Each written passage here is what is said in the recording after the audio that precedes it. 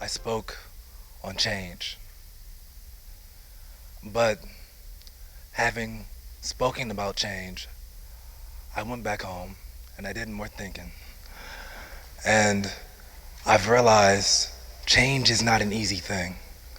It's not something that we readily accept. And that's mainly because we have objections. But I'm like you guys.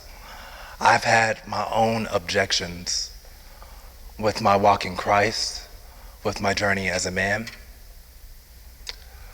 But I've learned that now all I have to do is take these objections to the cross. So these have been my objections.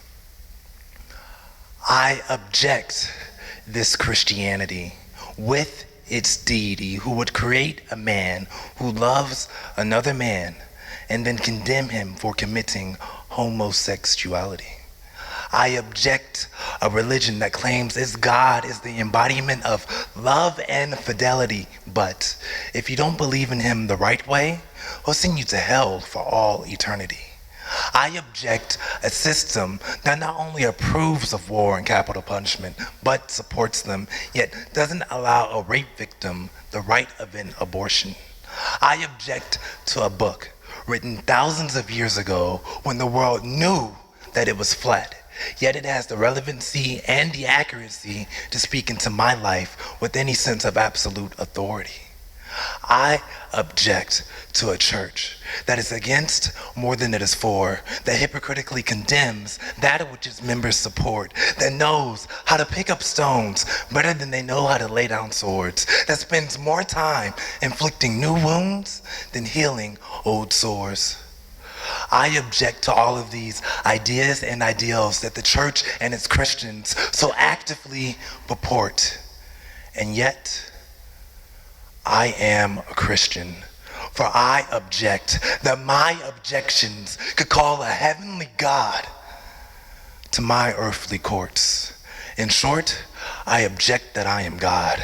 I object my own authority. I object that I am judge. I object that truth is my property. You see, the church doesn't have a legalistic dogma. We have the risen Son. Christianity doesn't have an ancient morality. We have a living God. This faith doesn't stand upon neutrality, for we have a Lord that claimed that it is done.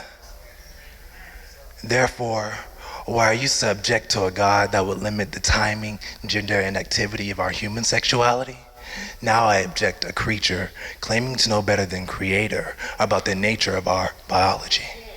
Where I used to object to a loving God sending people to hell and torment, now I object that a God who left wrongs unpunished can be considered full of love or justice.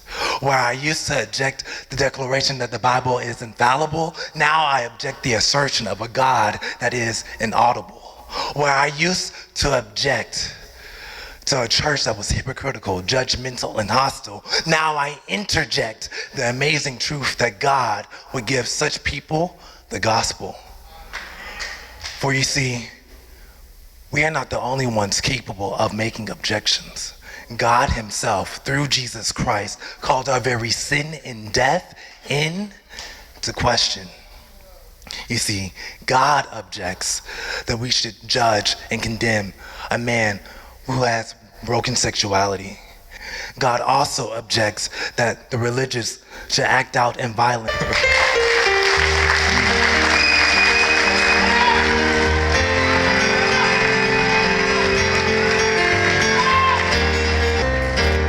I will say this though. All right. God has objected death. He's objected evil. He's objected its sentence. He objected its vengeance, so that each and every one of us can bring our objections to him. So I will bring my objections along with all of my transgressions, and we will see together how, despite all that we have objected, it is our deserved debt that received the ultimate objection. Thank you.